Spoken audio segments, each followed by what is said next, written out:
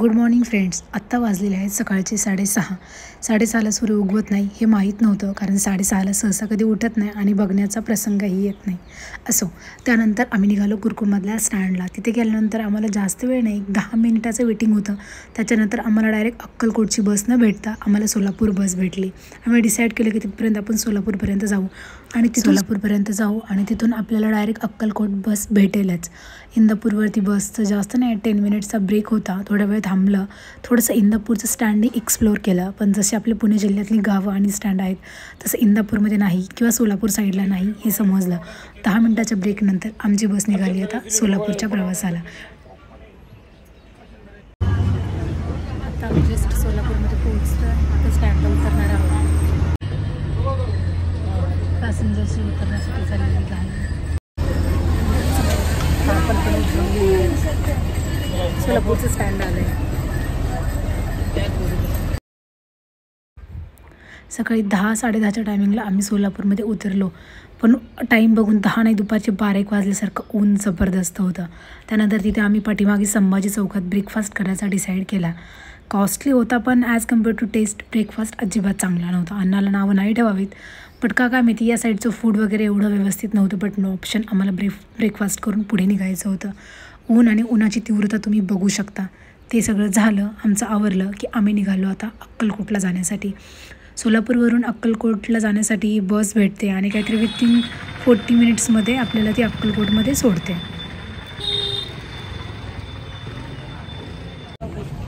तर जस्ट मी अक्कलकोटमध्ये प्रवेशच केलेला आहे. आता मंदिरात निघालेलो आहोत पुढे पुढे. मे बी ऑड डे असल्यामुळे किंवा उन्हाळ्याचे दिवस असल्यामुळे मंदिरात अजिबातही गर्दी नव्हती. आम्ही आतमध्ये एंटर केल्यानंतर 10 मिनिटाच्या आतमध्ये मेन स्वामींच्या मूर्तीला दर्शनाला आमचा नंबर लगेच आला. लाईन्स मोकळ्याच आहेत, एवढी काही गर्दी नाही, वाटलं एवढी रश नाही आहे. पण 5 मिनिटामध्ये दर्शनाचा नंबर येतो आहे लगेच. श्री स्वामी समर्थ, जय जय स्वामी समर्थ. आतमध्ये एंटर केल्यानंतर स्वामींची ही फ्रंटलाच अशी मूर्ती आहे. भिवू नकोस, मी तुझ्या पाठीशी आहे. हा पूर्ण आतमधला एंट्रन्स आहे आणि इंटेरियर पण छान आहे. इथे AC वगैरे होते मे बी. अजिबात लाईनला उभे होते पण अजिबात उष्णता जाणवत नव्हती. इथूनच दिसला वटवृक्षाखाली असलेले स्वामींचं मंदिर आणि समारती श्री स्वामी समर्थ. आतमध्ये आल्यानंतर जास्त काही लाईन नव्हती आणि नंबर पटपट पुढे जात होते. त्यानंतर 5 मिनिटामध्येच लगेच आम्ही दर्शनाच्या रांगेपर्यंत पोहोचलो आणि हेच ते वटवृक्षाचं समाधी असलेलं झाड. गेल्यानंतर अजिबात वेटिंग नाही आहे, तुम्ही गेला की लगेच तुमचं दर्शन होऊन जाईल.